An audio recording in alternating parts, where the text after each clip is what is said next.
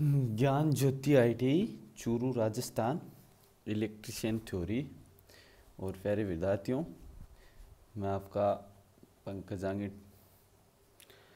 मैं आज आपको औजारों के बारे में बताऊंगा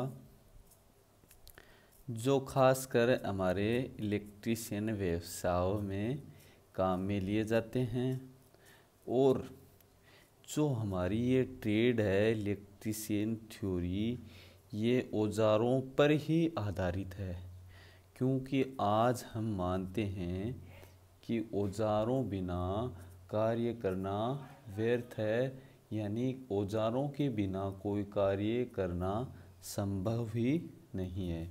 इसलिए आपकी जो ये इलेक्ट्रिशियन की ट्रेड है, इसमें सर्वप्रथम सर्वोपरि औजारों के बारे में बताना आवश्यक है कि औजारों को कैसे काम में लिया जाता है, कैसे औजार कहाँ काम में लेते हैं, किस प्रकार के औजार होते हैं, इनकी साइज, इनके बारे में विस्तार से औजारों के बारे में हम आज पढ़ेंगे। तो प्यारे विद्यार्थियों, मेरा यही कहना है कि आज हमारा ये जो भारत देश है ये महामारी से पीड़ित है, तो इसके लिए हमें घर पे रहना चाहिए और देश की सहायता करनी चाहिए और हमारे घर वालों की और अपनी सुरक्षा करनी चाहिए। इसके साथ ही हम आगे बढ़ते हुए औजारों के परिचय थोड़ा बता दें कि औजार हमारे जीवन काल के लिए, हमारे इलेक्ट्रिशियन कार्य के लिए क्या जरूरी है। आज और औजारों की बात की जाए तो एक जो हमारा खाने बनाने का रसोई है उसमें भी औजार चाहिए। वो कुछ भी हो, चिमटा हो, कुछ भी हो, संडासी हो, वो भी हमारे जीवन काल के लिए औजार हैं। तो औजार सबसे ज़्यादा महत्वपूर्ण चीज़ें काम में रखते हैं। मैं ये नहीं कहता कि इलेक्ट्रिशियन थ्योरी में ही थ्योरी हो, चाहे इलेक्ट्रिशियन के प्रैक्टिकल हो, चाहे इलेक्ट्रिशियन के व्यवसाय में कार्य करने के लिए हो, औजार काम में आते हैं। नहीं, औजार हर जगह हर काम में औजार काम में आते हैं। चाहे कृषि विभाग हो, इलेक्ट्रिशियन हो, फिटर हो, मैकेनिक हो, कुछ भी व्यवसाय हो, आज औजारों का महत्वपूर्ण कार्य बन गया है। क्योंकि इस प्रकृति में और हमारे जीवन काल में औजारों के बिना कुछ भी कार्य असंभव है। तो परिचय में थोड़ा मैं बता दूं कि विद्युत ही क्या, प्रत्येक प्रकार के कारीगर के औजार औजार उसके हाथ पांव होते हैं। यानी विद्युत कार्य ही क्यों, प्रत्येक प्रकार का कारीगर उसके औजार उसके हाथ पांव होते हैं और बिना औजारों के उसके लिए किसी प्रकार का निर्माण, यानी मैंने बताया कि किसी भी प्रकार का कार्य करें, औजारों के बिना कोई कार्य करना असंभव नहीं, नामुमकिन भी है। निर्माण और मरम्मत कर पाना कठिन होता है। कोई भी कार्य करो, चाहे मरम्मत करो, औजारों के बिना कार्य करना नामुमकिन तथा कठिन है। अतः प्रत्येक परीक्षार्थियों, शिक्षकों, कारीगरों के पास प्रतिष्ठित निर्माता द्वारा उच्च गुणवत्ता वाले औजार होने चाहिए। यानी कोई भी कार्य करो आप, चाहे शिक्षक करे, चाहे विद्यार्थी करे, चाहे कारीगर करे, उसके पास अच्छे प्रकार के, अच्छे कंटिन्यूटी के औजार होने चाहिए। इससे कि आपका काम अच्छा होगा, आपका काम सुंदर दिखेगा और कारीगर तथा कोई भी काम करने वाला इच्छुक कारीगर है उसको काम करने में आनंद भी प्राप्त होगा। तो इसके साथ ही उसके उनके उपयोग एवं अनुरक्षण का पर्याप्त ज्ञान होना चाहिए। यानी मैंने आपको बताया कि औजार चलाना भी नहीं, औजार चलाने के साथ साथ औजारों का अनुरक्षण यानी उनकी देखभाल भी करनी आवश्यक होता है। क्योंकि जो औजार चलाते हैं उनकी देखभाल औजारों की नहीं होगी तो वो औजार कुछ समय के बाद में ख़राब हो जाएंगे, वो सही तरीके से काम नहीं करेंगे। तो इसलिए औजारों की देखभाल करना आवश्यक है। आगे हम परिचय में पढ़ते हैं कारीगर द्वारा किए गए कार्य की गुणवत्ता, यानी कारीगर के द्वारा किए गए कार्य की गुणवत्ता, यानी कोई भी कार्य करो, आपसे बिजली फिटिंग करो, मोटर बांधो, कोई भी कार्य करो, उस कारीगर की गुणवत्ता औजारों के को प्रयोग करने का अभ्यास, यानी औजारों का प्रयोग करना, काम में लेने की अभ्यास औजारों की श्रेष्ठता और उनकी कार्य स्थिति पर निर्भर करती है। यानी औजारों की गुणवत्ता, कारीगर की गुणवत्ता, उनकी देखभाल कार्य की स्थिति पर निर्भर करती है। यानी कार्य अच्छा होगा तो आपको पता है, कार्य अच्छा होगा तो कोई भी बता देगा कि ये मिस्त्री अच्छा है, इसके औजार अच्छे हैं, ये कार्य अच्छा करता है, तो उसे कारीगर की क्या होगी, रिस्पेक्ट होगी और वो ज़्यादा से ज़्यादा उसको काम मिलने लगेंगे, उसकी सामाजिक जीवन में इज्जत होगी, वो अच्छे से अच्छा कार्य करने की चेष्टा करेगा। विद्युत कारों द्वारा प्रयोग किए जाने वाले औजारों को मोटे तौर पर निम्न दो वर्गों में वर्गीकृत किया गया है। यानी जो हमारे विद्युत कार हैं उनके उपयोग के लिए औजारों को दो वर्गों में बांटा गया है, जो हैं, पहला है हमारा टूल किट औजार, यानी टूल में रखने वाले औजार। तो प्यारे विद्यार्थियों, मैंने आपको औजारों का थोड़ा सा छोटा सा परिचय देने की कोशिश किया है कि औजारों को कैसे रखना चाहिए, क्या ध्यान में रखना चाहिए, औजारों को सही उपयोग, यानी जहाँ प्लास काम आ रहा है वहाँ थोड़ा नहीं, जहाँ थोड़ा काम में आ रहा है वहाँ फ्लायर यानी फ्लास काम में नहीं लेना चाहिए। और जहाँ जितनी साइज, जितना जबड़े की साइज़ का काम में लेना है वहाँ उपयोग के अनुसार ही काम में लेना चाहिए। इससे कि आपकी कार्य करने की जो शैली है उससे लोगों का देखने का नज़रिया प्रभावित होगा, आपका काम करने का नज़रिया प्रभावित होगा। इससे अगला भी कोई भी कार्य कराने का इच्छुक है वो सोचेगा नहीं, कारीगर एकदम नियमानुसार अपना कार्य कर रहा है और वो अच्छे से कर सकेगा। इससे कि उसके मन में एक विश्वास पैदा हो जाएगा। और मैं आपको बता दूं कि कार्य करवाने वाले के मन में विश्वास आपके प्रति होना आवश्यक नहीं, अति आवश्यक है, क्योंकि जहाँ विश्वास नहीं होगा वहाँ आपको काम नहीं मिलेगा। तो मैं आपको टूल किट औजारों के में फर्स्ट पॉइंट जो हमारा है उसके बारे में बताने जा रहा हूँ। सर्वप्रथम बात करते हैं पेचकस की। पेचकस की बात करते हैं तो पेचकस ये अनेक प्रकार के आते हैं। आपको पता है कि पेचकस हैं वो अनेक प्रकार के आते हैं, जैसे फ्लेटी राउंड है, नोज पेचकस है, राउंड नोज कस है, मतलब बहुत सारे स्टार है, माइनस है, टिप है, पिट है, बहुत सारे प्रकार के पेचकस आते हैं। जैसे कि पेचकस अनेक प्रकार के आते हैं, अनेक प्रकार के आते हैं। जैसे मैं आपको औजारों को एकदम डीपली से बताऊंगा जिससे कि आपको समझ में आ सके। एक औजार पढ़ेंगे उसके बारे में पूरा पढ़ेंगे, ऐसा नहीं कि आधा छोड़ दें आधा बीच में छोड़ दें, ऐसा नहीं। फ्लैट टिप, क्रॉस टिप,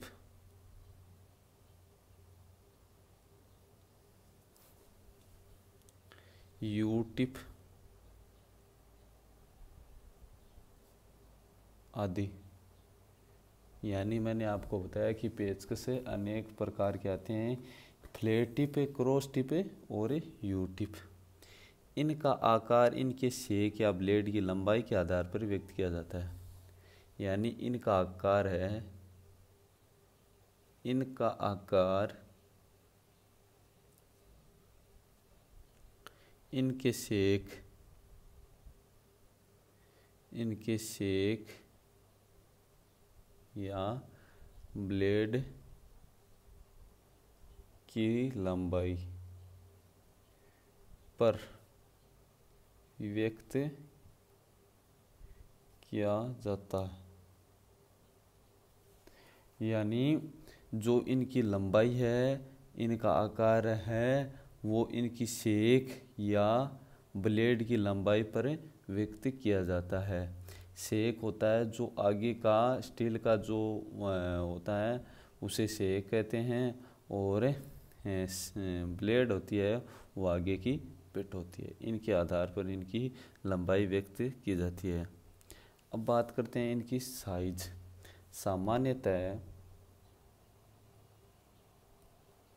सामान्यतः 5 सेमी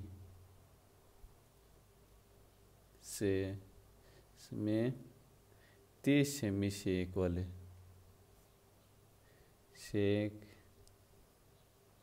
वाले पेचकस से प्रयोग किए जाते हैं। यानी जो सामान्यतः है वो 5 सेमी से 30 सेमी तक पेचकस प्रयोग किए जाते हैं। विद्युत कार के लिए 8 सेमी से 20 सेमी सेक फ्लैट टिप वाले पेचकस आवश्यक होते हैं। यानी हमारा जो विद्युत कार का व्यवसाय है उसमें काम आने वाले पेचकस सामान्यतः विद्युत कार के लिए काम आने वाले पेचकस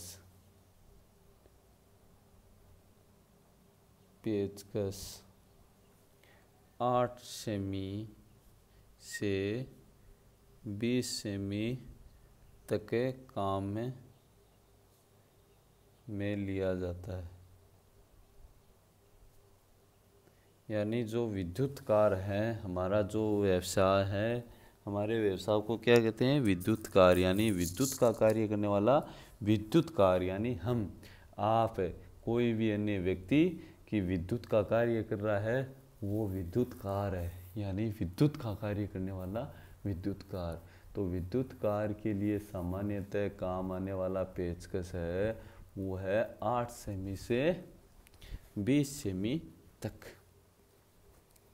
कार्य की आवश्यकता के अनुसार इनसे छोटे बड़े व पेच खोले जा सकते हैं। यानी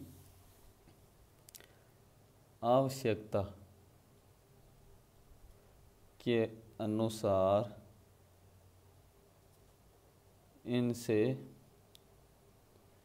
छोटे बड़े पेच स्क्रू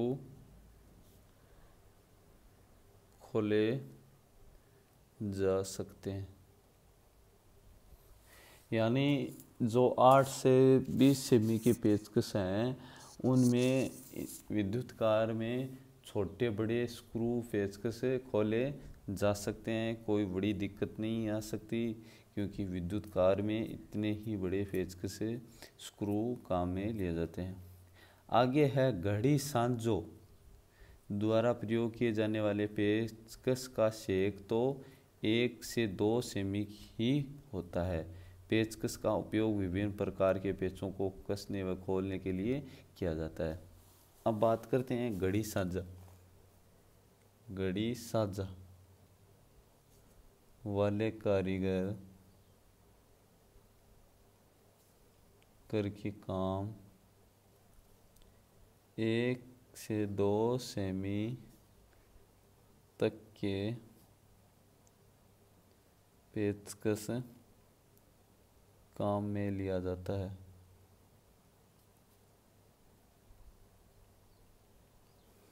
यानी जो विद्युत घड़ी साजा यानी घड़ी ठीक करने वाले के काम में 1 से 2 सेमी तक के सेक वाले पेचकस काम में लिया जाता है। तथा कार्य पेचकस का कार्य स्क्रू को खोलने व जड़ने के कार्य में काम आता है। यानी पेचकस का मुख्य कार्य है पेच को खोलने व जड़ने में काम आता है।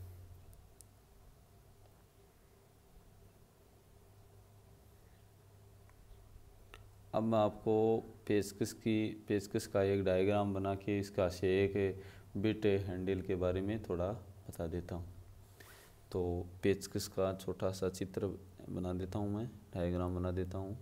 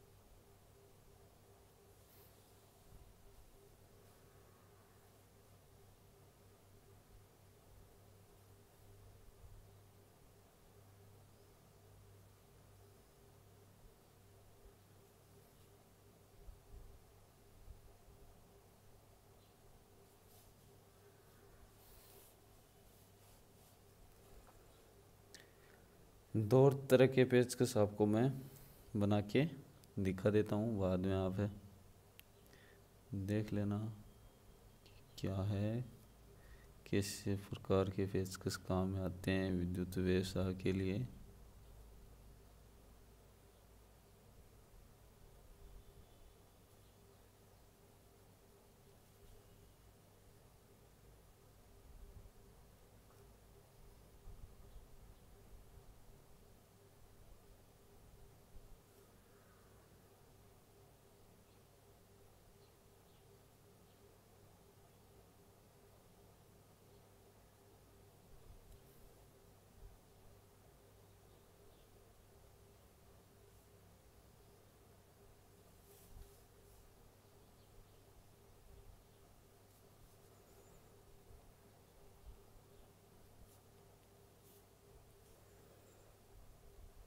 ये दोनों हमारे हो गए पेचकस।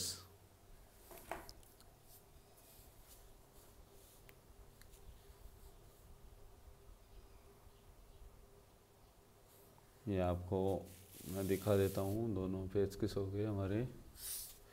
इसमें मैं आपको बता दूं कि दोनों का ये तो हैंडल होता है,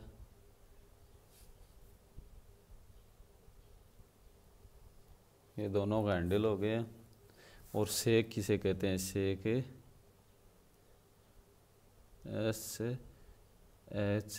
SHANK शेक। और दोनों की बिट ये हो गई।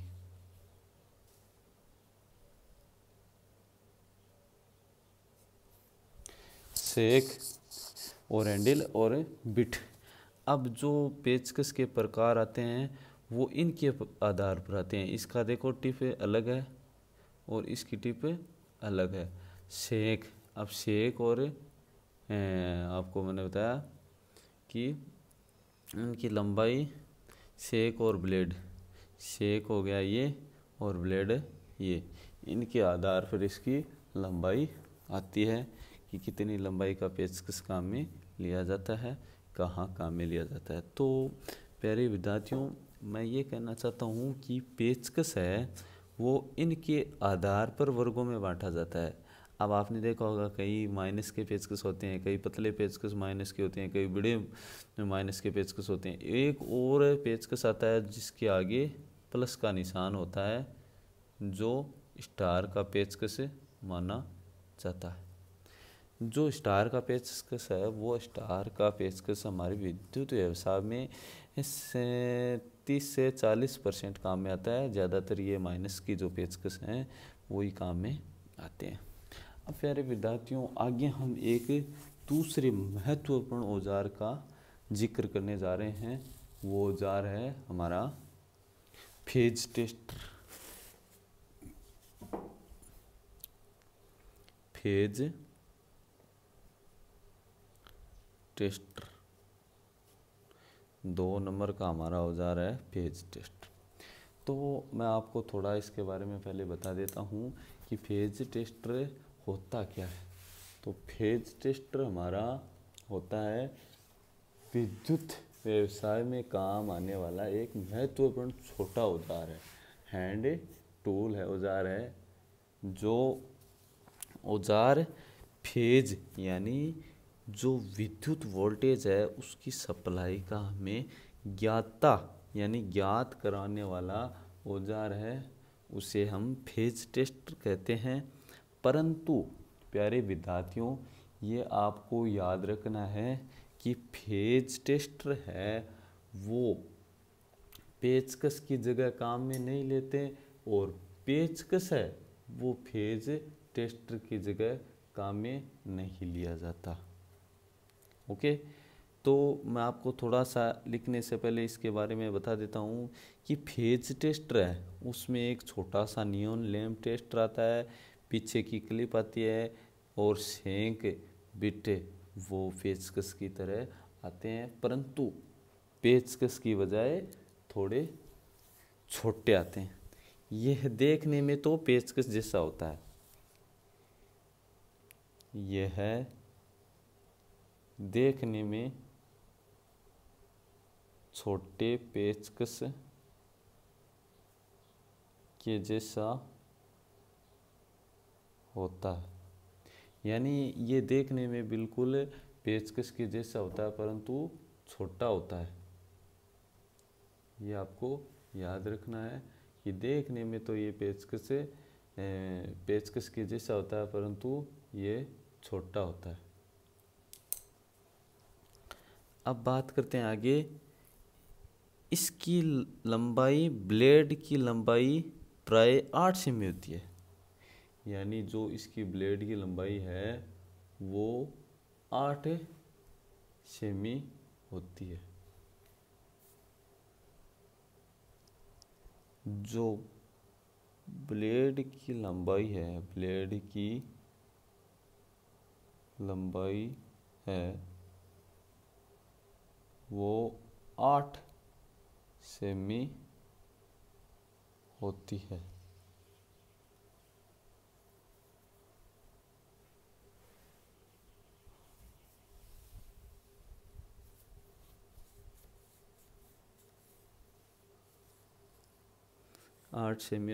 इसके हैंडल में एक कार्बन रेसिस्टर तथा एक नियॉन लैंप होता है, यानी इसके हैंडल, जो ये हैंडल है ना, ऐसा ही हैंडल है टेस्टर का होता है। तो इसके हैंडल में एक कार्बन रेसिस्टर होता है, एक नियॉन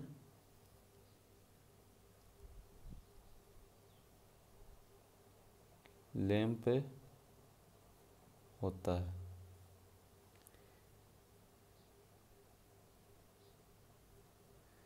हैंडल के ऊपर एक कार्बन धात्विक केप के साथ संयोजित होता है।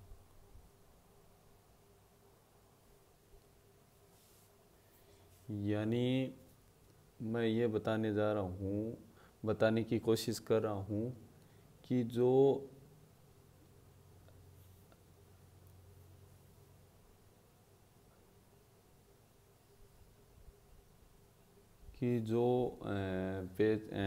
आपका फेज टेस्टर है उसके हैंडल में एक नियॉन लैंप होता है, एक कार्बन रजिस्टर होता है और कार्बन रजिस्टर का संयोजन है जो आपके पीछे के हैंडल के साथ एक धात्विक छड़ के साथ संयोजित होता है, जिससे कि फेज का अर्थ न्यूट्रल के साथ संपर्क हो सके। इसका उपयोग फेज की उपस्थिति तथा पहचान के लिए किया जाता है। अब मैं आपको बता रहा था कि इसका उपयोग किस काम में लिया जाता है। इसका उपयोग फेज की उपस्थिति तथा पहचान के लिए होता है। यानी जो फेज है उसकी उपस्थिति और उसकी पहचान के लिए काम में लिया जाता है। काम कैसे करता है, मेन बात आती है ये टेस्टर एक फेज के कनेक्ट होता है, तो ये काम कैसे करता है। तो ये काम करता है जब भूमि पर खड़ा व्यक्ति इसकी केप को स्पर्श करता है। जब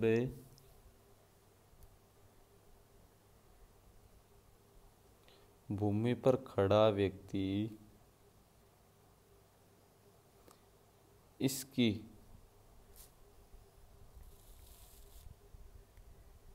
केप को स्पर्श करता है, यानी मैं आपको ये बता रहा हूँ कि कोई व्यक्ति है जो फेज की उपस्थिति चेक कर रहा है, वो भूमि पर खड़ा व्यक्ति अगर इसकी हैंडल के पीछे जो धात्विक केप है उससे स्पर्श करता है, तो फेज की टिप इसकी टिप को फेज तार पिन से स्पर्श करता हुआ इसकी टिप को फेज तार के स्पर्श करता है। यानी जो टिप है उसके द्वारा फेज को स्पर्श करता है, फेज को स्पर्श करता है, तो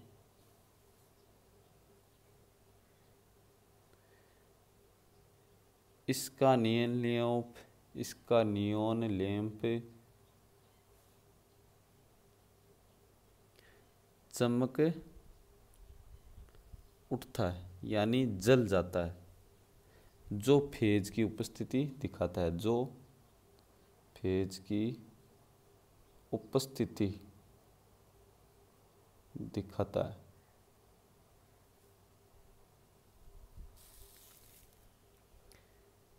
ये प्राय 0 से 500 वोल्टेज तक कार्य करता है। यानी जो आपका फेज टेस्टर है वो 0 से 500 वोल्टेज तक कार्य करने योग्य है। तो प्यारे विद्यार्थियों, ये ज़्यादा डीप से हो गया, इसलिए एक छोटा सा वीडियो में आपको मैं 2 ही औजार पढ़ा सका, क्योंकि डीप से जानने के लिए चीज़ों को बहुत डीप से पढ़ाना होता है कि कैसे काम करता है, क्या कार्य होता है। इसका डायग्राम तो रह ही गया, डायग्राम मैं अगले पार्ट में आपको इसका डायग्राम बना के इसके बारे में और बताऊंगा, जिससे कि आपको इसका डीप से समझ आ सके। तो मेरा मानना ये है विद्यार्थियों की ज़्यादा पढ़ाने से कुछ नहीं होता। अगर थोड़ा बहुत भी पढ़ाकर बच्चे के समझ में आ जाता है तो इससे फ़ायदा ही है। और इसके साथ में भी मैं आगे कहना चाहूँगा कि प्यारे विद्यार्थियों, घर में रहिए, सेफ रहिए और अपना और अपने परिवार का ध्यान रखिए। और हमारा जो भारत है, इंडिया, उसका सहयोग कीजिए घर पे रहिए। ये मत सोचिए कि मेरे घर पे रहने से क्या होगा, क्योंकि आपके घर में रहने से हमारा जो हिंदुस्तान है, जो सांस्कृतिक देश है, वो बच जाएगा और हमारे देश की एक सहयोग होगा। इससे आपका धन्यवाद। और सभी इस ज्ञान ज्योति ITI यूट्यूब को देखें और सब्सक्राइबर करें और शेयर करें, और जो हमारे से गलती हुए हैं उसे माफ़ करें। ठीक है, धन्यवाद।